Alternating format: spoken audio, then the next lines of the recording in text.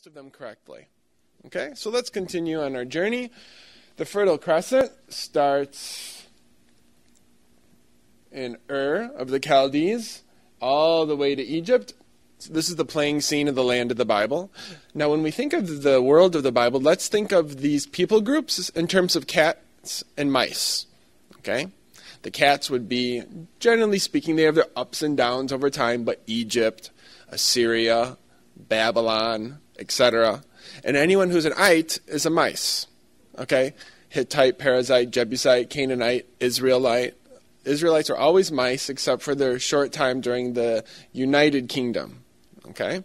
So anyways, let's think of the roads in this region. We have one road called the Great Trunk Route, or the International Highway, that goes from there to there. Therefore, Israel is a land bridge. It always has been, and it always will be a land bridge between the powers of the ancient Near East. Okay? That's why there's so much archaeology in Israel, because it's a bridge. Right? You can't go this way to that way, even though it's 550 miles as the crow flies, because it's all desert. You have to take that route, that ridge. Anyways, that route we'll call the International Highway, or Highway 5. Okay? That's our Highway 5 that connects everything together. Okay? The second kind of route is called an intra-regional route, and think of these as like a 36, a 44, a 299. Okay?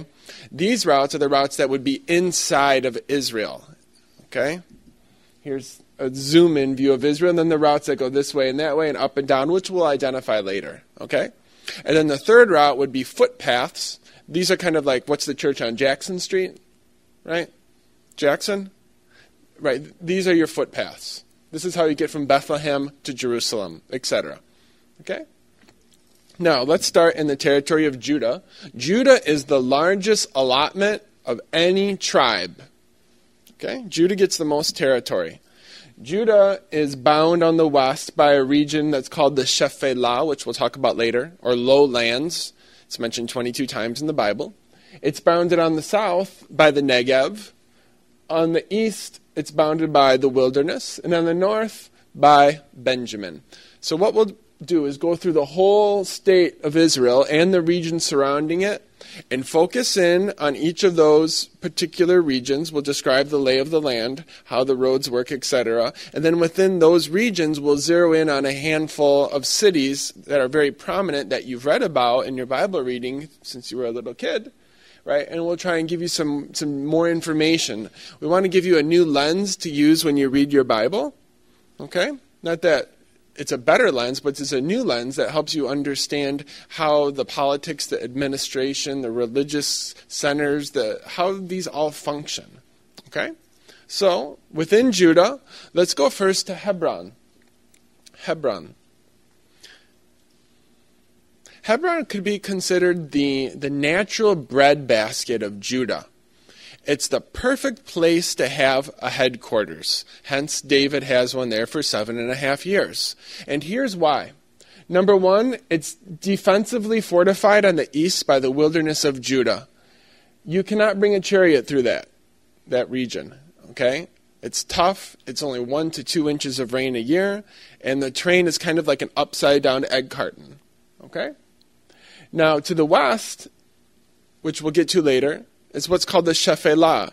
And the Shephelah has 6 valleys, and these valleys function as saloon doors. Okay? For the Philistines, you're going to bust up from the coast into the hill country, into Judah, and try and grab Israel. And then if you're Israel, you're going to go down the Shephelah, down these saloon doors, and bust out to the Philistine coastal plain to try and expand your territory, to get trade, etc., etc. Okay? These would be like your Highway 299s or your Highway 44s, these Shephelah. But we'll get more into the Shephelah later. But nevertheless, Hebron is connected to the west by a 299 route. Okay? Not only that, Hebron is connected to what's called the Watershed Ridge, which would be like a 44. So it's at the crossroads of 2 very important intra-regional routes. The Watershed Ridge, we could think of it as like the backbone or the spine of the country. And what it does is it connects Hebron, and from Hebron the road forks into 2, one to Arad, which we'll talk about later, and the other to the famous Beersheba. So from Hebron, you can just reach down with a little bit of effort and get into the Negev. And what does that mean when you get in the Negev? We'll find out later, but it means that you can get into the spice, the trade, the caravan route. You can get gold, myrrh, frankincense, leather, all the goodies that you can't get in the hill country. Okay, but you can get those from Hebron if you can control Hebron, because Hebron, the road forks. But nevertheless, that watershed ridge then connects Hebron with Bethlehem. By the way, not Jerusalem. We'll talk about that later, but Jerusalem is a good hour walk off the watershed ridge. Jerusalem, in the eyes, look at God chooses the foolish things to confound the wise. And Jerusalem would be absolutely foolish in a human point of view to be a capital, much less a capital of the King of Kings, because it's an hour walk from the main road. It's on the seam of the desert. There's only one spring, etc., etc., etc. Okay? But nevertheless, Hebron is situated to be a natural capital, a breadbasket. And then these saloon doors, here's the sea, and here's the lowlands, the Shephelah, which we'll talk more about later, but Hebron's right here. So Hebron easily connects up to these rivers right here. These are also, in the times of the summer, roads. Okay? You're either going to walk on the ridges on the top of the mountains, especially in Judah in the hill country. But when you're in the Shephelah, this region right here, because Hebron is 3,500 feet above sea level, where this region right here is 666 feet above sea level. Okay? And the valleys are more wide open and spread out, so you walk in the middle of the valley, in the dry riverbeds. Okay? Okay, let's continue. Here's a map of Hebron today. And this right here would be the security fence. We'll talk a little bit about politics as we go through the presentation. And this is the mosque that's built on top of the tomb that Abraham purchased. This is the only plot of land that Abraham purchased in all of the land of Israel. And by the way, it was an oral contract in Genesis chapter 24, 23. Okay? Which then reflects, since it was oral, that Abraham probably did know, obviously, how to read and write. Okay? But because it's an oral contract, it reflects the orality of the world they lived in. Just like with Jacob and Esau and Isaac. Isaac blesses Jacob when he meant to bless Esau. But the world they lived in did not allow Isaac to take. I didn't mean it, It's too late. You already said it. That's why God does shut the mouth of Balaam, so Balaam can't speak. Because once you say it, cat's out of the bag. Okay? Nevertheless, this is from the Ottoman period, this building, 1517 to 1917, but it's built on top of a fortress or a structure that was built by Herod the Great. You see, Abraham was not a Jew. He was from Ur. He was a Gentile. And Herod was only half Jewish. His mother was Nabatean, and we'll talk more about them later. So the Jews had a real problem with accepting Herod as king, because he's not even 100% Jewish. So what Herod did is tried to connect himself to Abraham as much as he could. You accept Abraham was not a Jew, so accept me. Okay? So what he does, he rebuilds where Abraham was buried. Okay? He rebuilds where Abraham tried to sacrifice Isaac, the Temple Mount, etc., etc. He tries to connect himself to Abraham as much as he can. Okay? But that's what it looks like today, and then underneath it are the tombs. So if you were to go into this mosque, which you can, and what you would see is 3 above ground, they kind of look like big, like doll houses or dog houses, okay? About 6 foot wide and 6 foot in length, and underneath those is the tomb. Those above ground are empty. They're just to remember, okay? All right? Nevertheless, this is what Hebron looks like today. It's deep in the West Bank. This area right here has about 600 Jewish settlers in it. And then you have about 16,000 Arabs who live there. Okay? This is a real flashpoint for violence. If you go to Israel today, you can go there, but I would definitely go with someone who's been there before. Okay? Because a lot of tourists don't go here. This is starting to get to the other side of the tracks, especially at nighttime. You never go there at nighttime. Okay, but if you really wanted to see the tomb of Abraham, not only you can go in the mosque, but at the right time, you could go underneath it into the actual cave. There's nothing in there. It's empty. But you can still go in it. Okay? But other than that, there's no archaeological evidence visible at Hebron today. And that's because it's been continually occupied since in the beginning. Okay?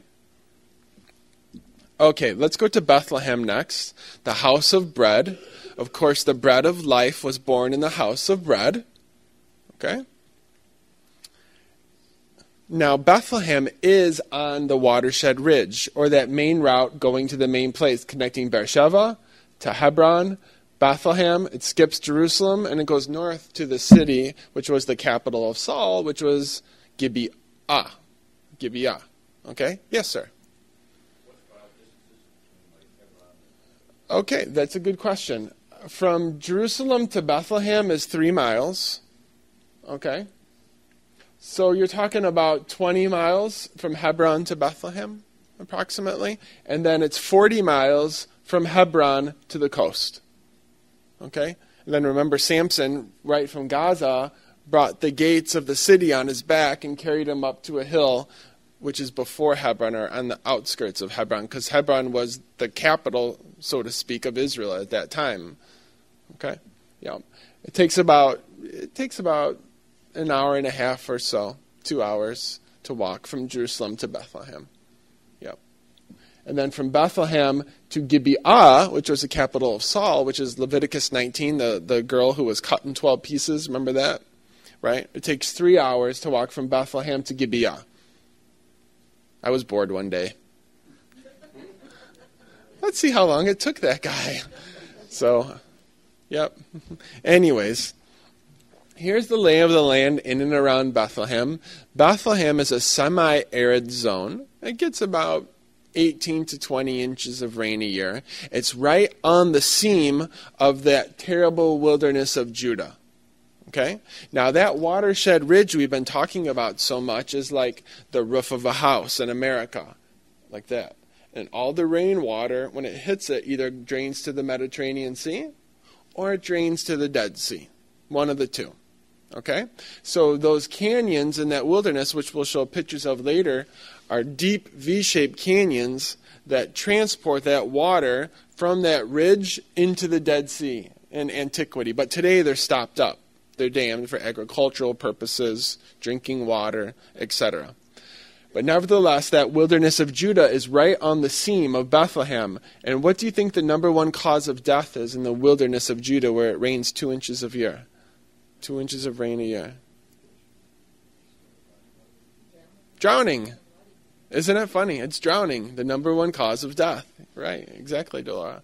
Because Josephus says that when you're in Jericho, which is 13 miles from Jerusalem, he says when it's snowing in Jerusalem, you can wear linen in Jericho, or you're wearing your swimsuit. Okay? That's only 13 miles away.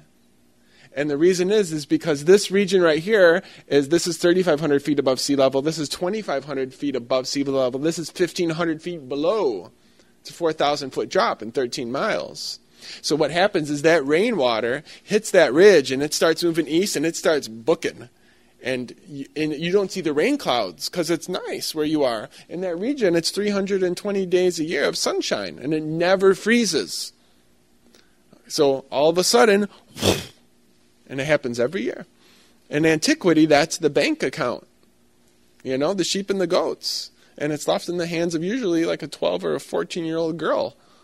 You know? Okay? Anyways, that's a view of Bethlehem from the inside looking east to, this is Moab. Okay? Now you see the Dead Sea right here. On the other side right here is Moab. we're talking about a state that's smaller than Rhode Island, okay?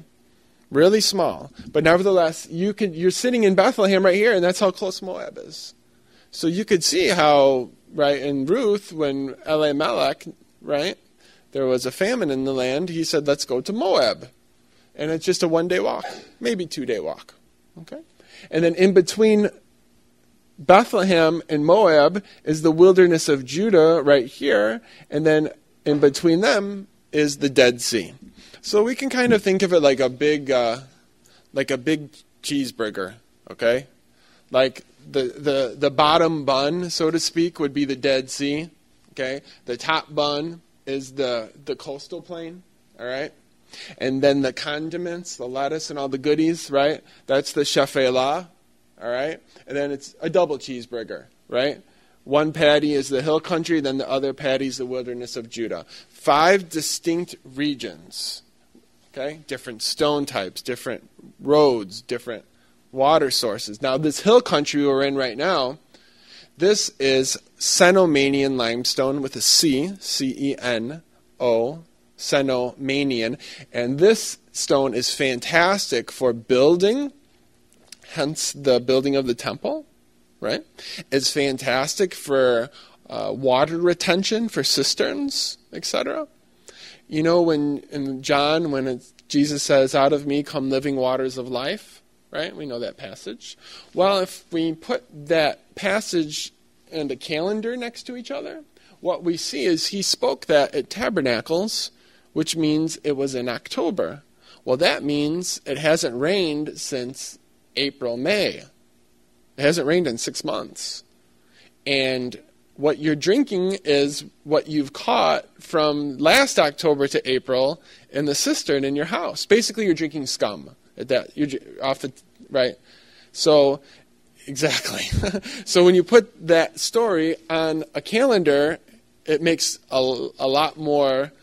I'm thirsty, and I've been drinking this stuff for weeks. Wow, out of you come living waters. Give it to me, right? Anyways, so that's this region right here, about 24 inches of rain a year. Cenomanian limestone, great for roads, great for water retention, great for building blocks, and great for vineyards and these kind of things. Okay? Nevertheless, that's Bethlehem. Now, in regards to the archaeology of Bethlehem, very little has been found, and that's because of continual occupancy.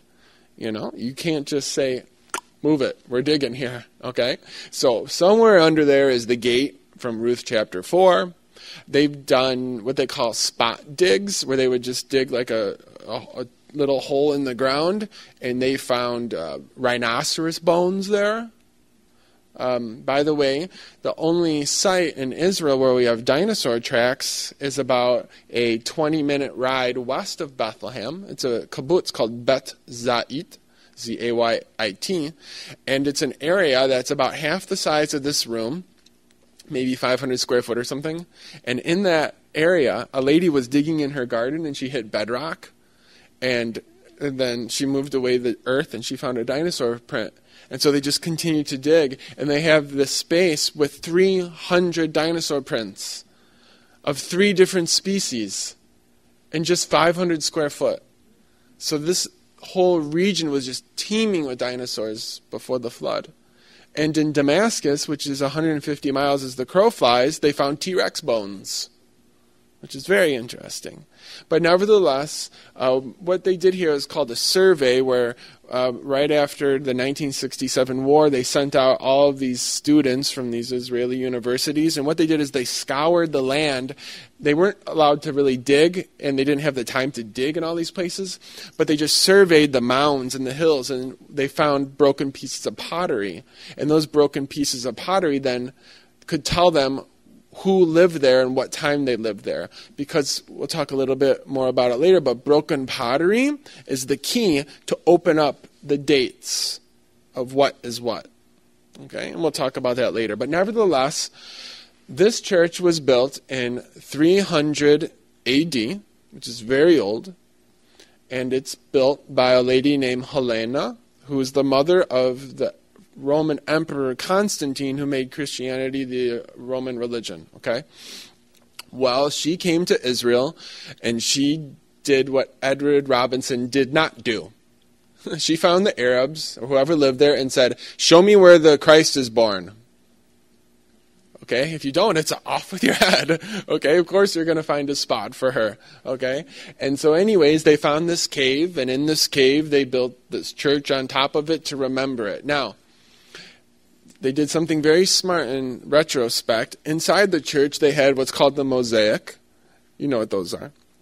By the way, mosaics first appeared in Israel at the time of Herod the Great. And look at the average house in Israel at that time.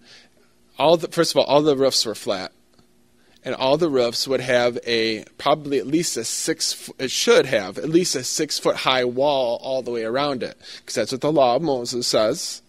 And number one, you're able to have some privacy. Number two, you're able not to look on Bathsheba taking a bath. Okay. Number three, you're able to just do what you want up there. It's nobody's business. Okay. But the inside of the houses, though, they would probably, for the most part, only have one or two windows about this long by that wide. And they would be compacted earth. And then the compacted earth would have straw or hay on top of it. Okay, but if you had some dinero, right, then you could have mosaics, right? And mosaics bring warmth and light into the room, and we'll look at some later. Okay, as a footnote, you know the story of the lady who lost the coin in her house, and she's like frantically looking for it. Well, the value of that coin is a 1 day's wage of labor. Okay, so either A, she's like poor and she's really needing to find her daily bread. Or it's a little romantic, but it's very possible. We know that a little bit later after the time of the Bible, so it could have been happening during the time of the Bible, young women would wear a necklace. And on that necklace, as they were growing up, they would buy 10 coins or collect 10 coins. And this would kind of like be their version of a dowry. And once you had those 10 coins, now you can marry because you have this like insurance, right? And so what could be happening is she like had 10 and she lost one, or who knows? It's possible though. It's a possible interpretation. And so she really wants to get married, so she's just looking everywhere for this coin, and she finds it, of course, okay? But it could be either or. Nevertheless, inside this church, these mosaics had the wise men on it, okay? Of course, the Bible doesn't say there's 3, but whatever. Anyways, the Persians who came into Israel about 300 years later, they slashed and burned everything on the way. They came to this church, and they were very superstitious people. So they came in and they saw on the wall people who dressed like their forefathers and looked like their forefathers, the wise men, the magi, so they just left the church alone. And that's great for us because it gives us now insight into what the world of the church was, the Eastern church, okay, at that time. Nevertheless, the Muslims came and didn't care and burned it down. And it was rebuilt by the Crusaders. Crusaders are 1097 to 1291, or you could say 11 to 1300, somewhere in that time frame. Okay? And that church, what you see today, is from the Crusader period. That church is about 700 to 900 years old. Okay? Now, inside the church, in the cave where supposedly Jesus was born, there's a star to mark it, and on that star there's 14 points. Okay, this is playing off Matthew chapter 1, which says all the generations from Abraham to David are 14, from David to Babylon 14, from Babylon to Christ 14. Now in Hebrew, there are no numbers. The letters are numbers. So the weight of David's name is 14, because you have David, Aleph, Bet, Gimel, Dalet, 4, plus Hey Vav, 6, plus Aleph, Bet, Gimel, Dalet, plus 4 equals 14. So David's name means 14. So there's 14 stars, points on the stars. So that 14 was a mnemonic tool, a memory hook the early Jewish missionaries would use when they're debating with someone to remember the 14 kings that prove that Jesus does come from royal lineage. All right, let's continue.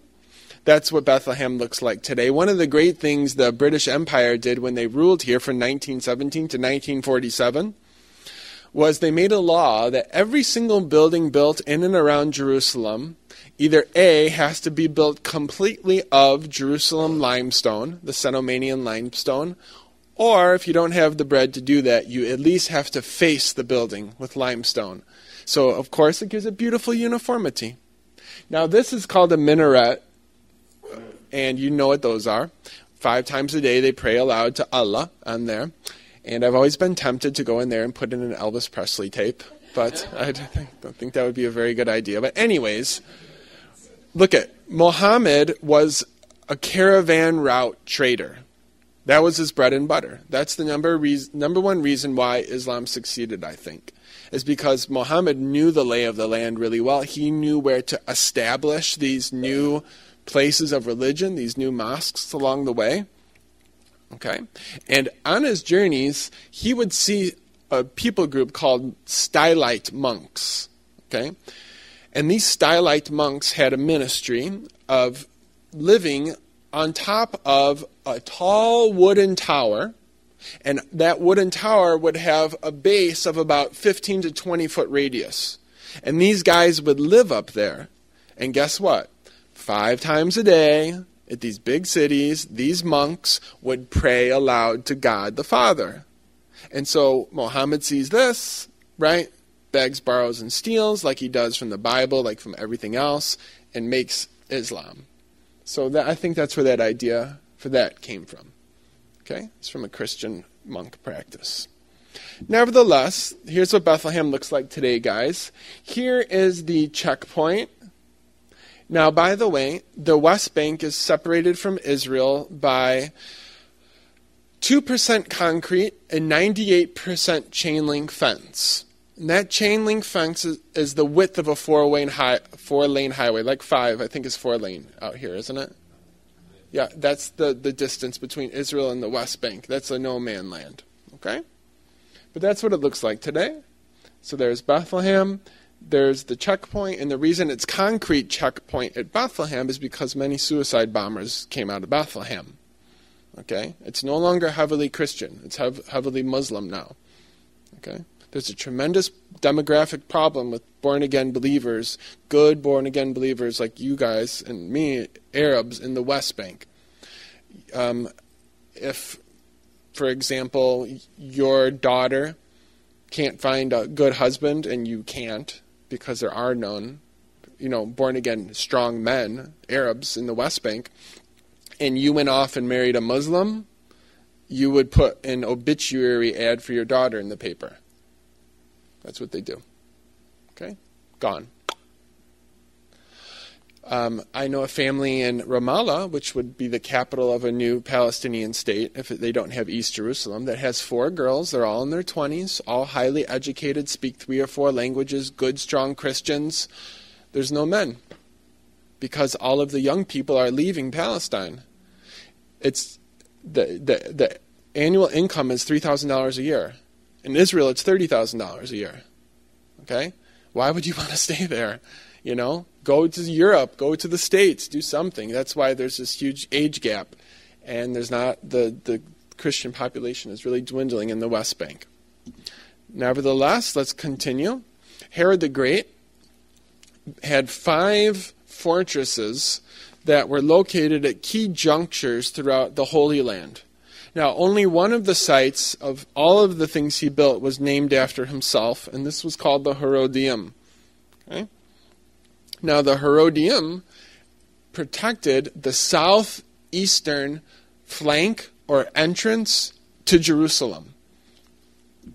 If you're going to attack Israel, if you're a cat, you have to come from the north. Because you got chariots, you got armies, you got legions. You need those big, wide highways to move on. But if you're a mouse, like Moab or Edom, these guys, you can just hop over this way, across the Dead Sea, right? And so Herod knew that, so he built the Herodium right there to protect Jerusalem up here, right? To protect his southeastern flank, okay?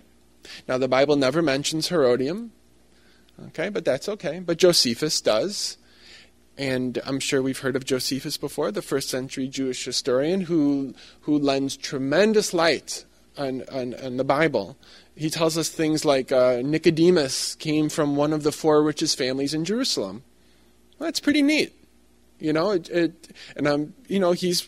not the Word, but he's pretty reliable. So that kind of gives us a new, that's interesting, And he tells us things like, in the Gospel of John, when it says when they went to follow Jesus into the trial, that the high priest knew, it says in the New Testament, and knew who the beloved disciple was. John, probably. John and the high priest knew each other. How did the Bible doesn't say how they knew each other, but Josephus says that John's family sold salted fish from the Sea of Galilee to the high priest's family in Jerusalem. Maybe, but these kind of links help us, to better understand. Nevertheless, Herodium. Now, the Herodium is from a standoff view, looks very natural, but it's not. The whole city is inside the truncated cone. Half of the city, from about here down, is original, and then from here up is all man-made. Now, that's no problem for Herod. Some of the stones in Jerusalem are 500 tons each. Okay? The average stone in the Great Pyramids is about 3 tons each. Okay? So, what he did is he leveled off surrounding mountains to take away the blocked view that he could have from the Herodium. And from the Herodium, you could see into Moab, right? Herod's 5 palaces, they could all connect with one another by a series of torches or lights, right? Because you can't text, right? Okay? They all bing, bang, boom. You could spread that word really quick, okay? Nevertheless, that's what it looks like today. By the way, one of the reasons I wanted to show you this picture, you see this peach fuzz all around? That's as good as it gets in the wilderness of Judah. Okay? That's as green as it gets. Not very green. Okay, so you could see why a Psalm 23 would seem like heaven, right? Green pastures and all these kind of things, right? So Herod lived in here. Well, let me put it to you this way. Herod was very probably rarely in Jerusalem. The only time he was probably in Jerusalem was for the high holy feasts, right? There's 3 feasts that every able-bodied Jew should attend. They're Passover, which is in April, Pentecost or Shavuot in June, and Tabernacles in October. If you live within, according to Josephus, if you live within 20 miles of Jerusalem and you're a man, you have to go. But if you live outside of that parameter and you're able, you should go. Okay? Kind of like the Hajj today for Muslims, right? If you can go once in your life, you need to go. Okay? By the way, in Mecca, there is a burial place, an empty burial place for Jesus to be buried. And they believe, the Muslims' eschatology believes that when Jesus comes back, he destroys all of the churches and all of the synagogues and kills all the Jews and all the Christians and reigns for 40 days in Jerusalem, gets married, and then he's assassinated and he's buried in Mecca. Anyways, I wanted to give you just a bird's eye view of what Herod's fortresses would have looked like, okay, and why he had them. And of course, he's buried on the other side. And we'll show a picture of his tomb or his sarcophagus later. Okay? Let's go to the Shephelah. This literally means lowlands in your Bible. And it's mentioned this region 22 times. It's right between, it's the condiments, right? It's the ketchup and the mustard and everything. It's right between the bun and the top burger, right in here. It's 660 feet above sea level. Okay? It's made of Eocene limestone. Now, this is Philistine territory. Okay?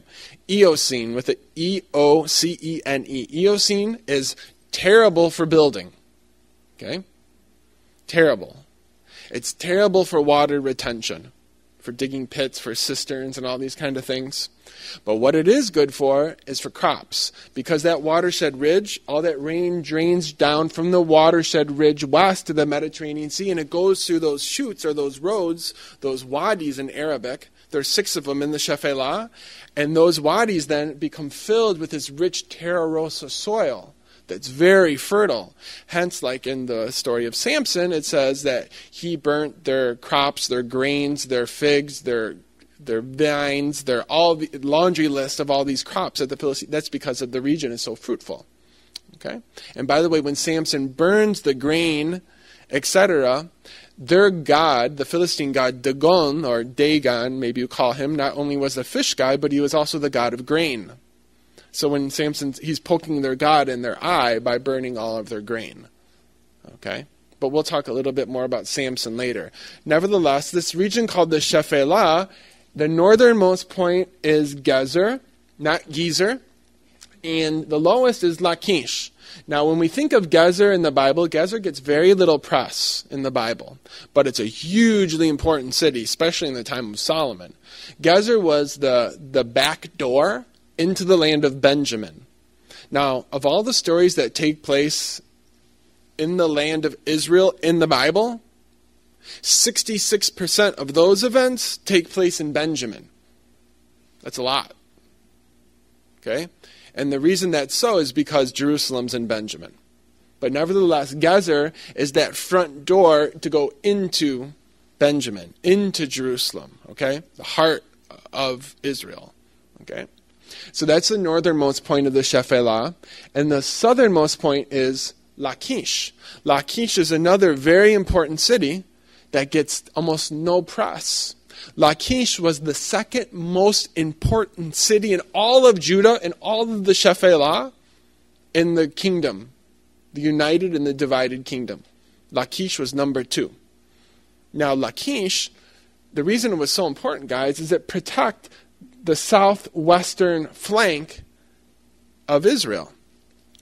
If Egypt wanted to come up, if anyone wanted to come up, either from the south or from the sea, you had to hit Lachish. And that's why Lachish was so fortified. Now let's talk a little bit about Lachish. This is what Lachish looks like today. You see the crops around here, right? These are those wadis we're talking about. And the wadis, like I said, in the dry season are the roads. Okay? So this is what is called a tel. A T-E-L. It's a Hebrew or an Arabic word. It means old. Like you ever heard of Tel Aviv, of course? Tel Aviv literally means old new. Or it means old spring. Because Aviv also means springtime. And Tel Aviv's called old new because it's both the old and the new is there. Okay? But a tel, it means old, but it's a man-made mound. And let's think of it this way. Think of like a giant birthday cake. Okay? And we're going to take out a piece of the birthday cake. And we walk into the birthday cake, and what do we see? We see cake, frosting, right? All these different layers. Well, these different layers are different layers of civilization. And that exactly is what that is. Now, this starts about what's called the Neolithic period, which is about, we'll say, 3000 BC, something like that. And it goes all the way down till the Persian and Greek period. We'll say 333 to make it easy. Alexander the Great. At 333, people no longer live on top of the tel. They move down to ground level. Because during the Greek and Roman period, it's safe, generally speaking, right? You have Pax Romana. Okay? But when we say a tel, that's what we're talking about, right? Different layers of civilization. And then once you go inside the cake, you see the pottery and the different layers. The potteries then are the keys to tell you what is the date of the person that lived here. And we'll talk more about that later and more when we see the video. Let's take a 10-minute break, and we shall return.